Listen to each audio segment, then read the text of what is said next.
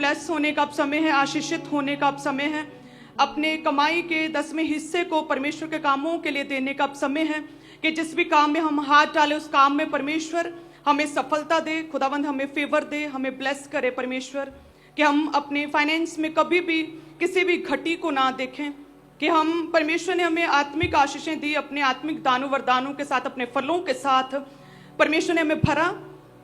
ना केवल हम आत्मिक रीति से ब्लेस्ड हों, परमेश्वर चाहता है शारीरिक रीति के साथ भी इस दुनिया में, इस जीवन में, अपने आखिरी सांस तक, अपनी लाइफ में भी हम ब्लेस्ड हो सकें। सो अब समय है कि हम अपनी लाइफ में वर्ल्डली रीति के साथ, अपनी फाइनेंशियल आशीषों के साथ भर सकें। आप जानते हैं कि आपकी जो आशीषें हैं, आपकी आत्मिक आशीषें आपकी वर्ल्डली आशीषों के साथ जुड़ी हुई हैं।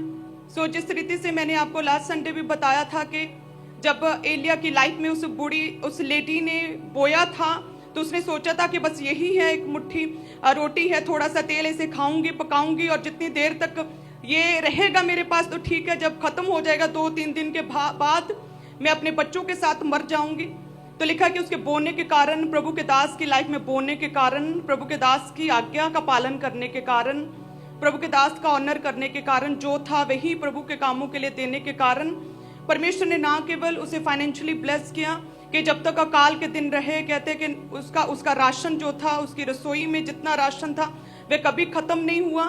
ना केवल परमेश्वर ने फाइनेंशियली ब्लेस किया, बल्कि परमेश्वर ने उसे सुसाइडल जो स्पिरिट्स थी, दुष्ट आत्मा के अटैक थे जिसकी वजह से उसने मर जाना था, आत्महत्या करनी थी, सो परमेश्वर ने उस आत्महत्या के दुष्ट आत्मा के अटैक से भी परमेश्वर ने उसे बचाया।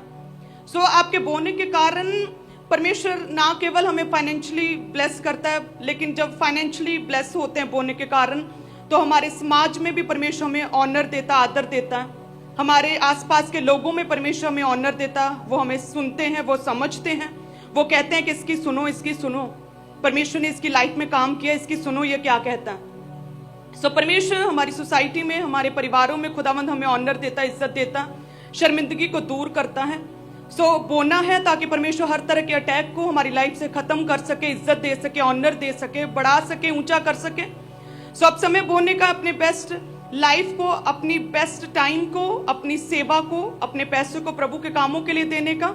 जैसे हम पढ़ते हैं प्रभु के वचन में लेव्य व्यवस्था 27 उसके 28 को देखेंगे, जिसमें लिखा कि परंतु अपनी सारी वस्तुओं में से जो कुछ कोई यहोवा के लिए अर्पण करे, अपनी सारी वस्तुओं में से जो कोई यहोवा के लिए अर्पण करे, चाहे मनुष्य हो, चाहे पशु, चाहे उसकी निज भूमि का खेत हो, ऐसी कोई अर्पण की हुई वस्तु ना तो बेची जाए, ना छुड़ाई जाए, क्योंकि जो कुछ अर्पण किया जाए वह यहोवा के लिए परम पवित्र ठहरे। सो वचन कहता है कि जो कुछ भी परमेश्वर के लिए अर्पण किया जाए, प्रभु को समर्पित कर दिया जाए, जो कुछ भी परमेश्वर को बो दिया जाए, वो परमेश्वर के लिए पवित्र ठहरे, वो प्रभु का हो जाए, वो परमेश्वर का हो जाए, वो प्रभु के लिए इस्तेमाल हो सके, वो केवल परमेश्वर के लिए ही पवित्र ठहरे। सो अर्पण करना पुराने नियम में लेव्य व्यवस्था 27 जो अध्याय है, लास्ट अंतिम अध्याय है लेव्य व्यवस्था का, वो हमें बोने के विषय में, ऑफरिंग के विषय में, कि जब पुराने समय में इजरायली स्पेशली प्रेयर्स करते थे, कोई भी मन्नतें होती थी, उनकी स्पेशल प्रेयर्स होती थी, तो वो प्रेयर करते थे कि हे परमेश्वर, ये मेरी पाप बलियां, होम बलियां, ये मेरी स्पेशल प्रेयर के लिए है। सो खास उद्देश्य के लिए वो बोते थे।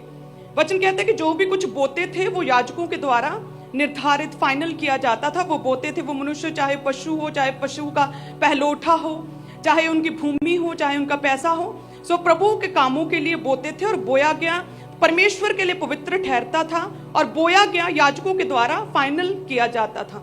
हालेलुया। सो यदि हम आज के समय में देखें तो अब समय है कि हम अपने आप को अर्पण करें।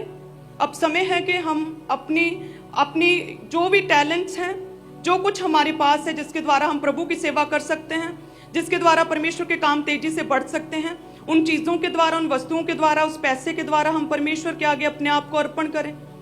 वचन कहता है कि मैं मसीह में जीवित हूं और मसीह मुझ में जीवित है। वचन कहता है कि मैं परमेश्वर से प्रेम करता हूं, प्रभु ने भी मुझसे ऐसा प्रेम किया कि मुझे परमेश्वर ने अपने लहू से खरीद लिया। सो मैं उस विश्वास पर, उस परमेश्वर पर जो विश्वास है, उसके कारण मैं जीवित हूं और मसीह मुझ में जीवित है।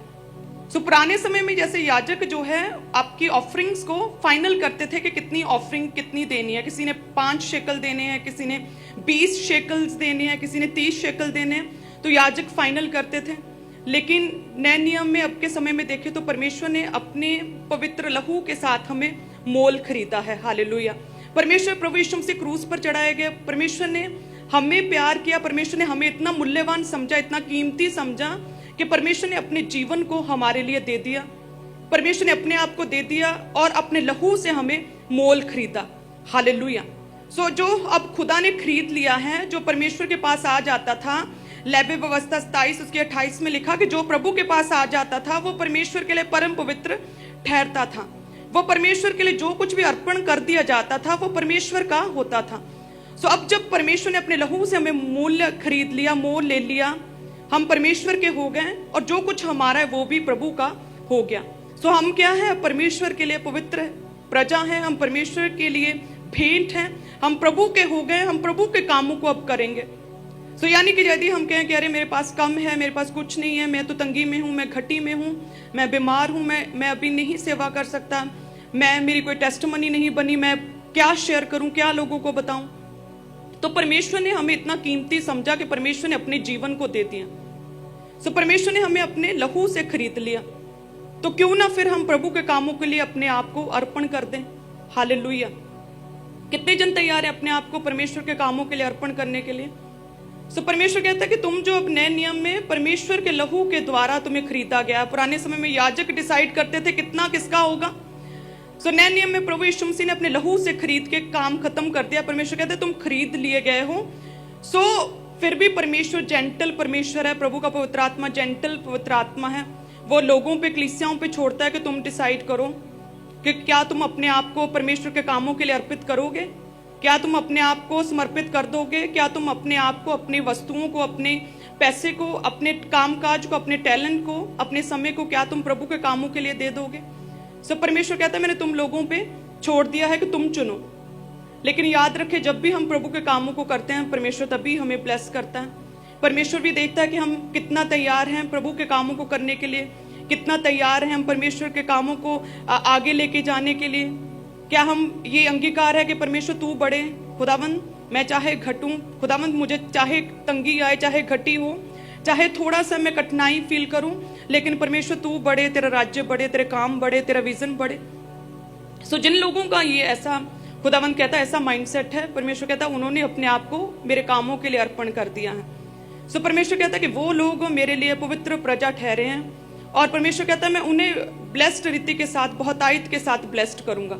क्योंकि परमेश्वर कहता है मेरा नेचर है कि जब भी मैं किसी को ब्लेस करता हूं तो जितना चाहिए उतना नहीं देता हूं, जितनी तुम्हारी रिक्वायरमेंट है परमेश्वर कहता है मैं केवल उतना ही नहीं देता हूं, बहुतायत के साथ देता हूं। जब सारे 5000 लोग भूखे प्यासे थे तो परमेश्वर ने केवल 5000 की भूख और प्यास ही नहीं बुझाई, लेकिन कहते कि कई टोकरियां, 12 टोकरियां और भर गई और बच गया था।